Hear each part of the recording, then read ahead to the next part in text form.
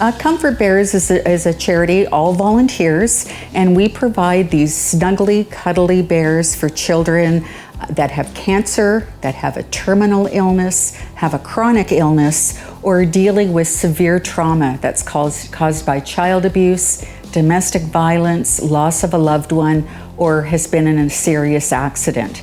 And we partner with community groups, hospitals, hospices, first responders who come into contact with children that are dealing with a trauma or a serious illness.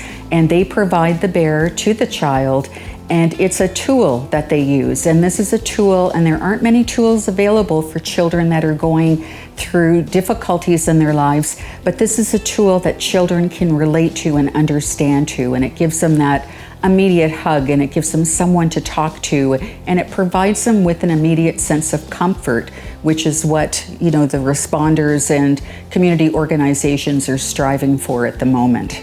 The program is so helpful not only to children but to their families. And right here in Hamilton, we partner with McMaster Children's Hospital, and there are approximately 250 children that pass away every year. And they've told me that the bears that are often given to the children while they're in hospital, the bears have become so important to the children that they're often buried with the children upon their passing.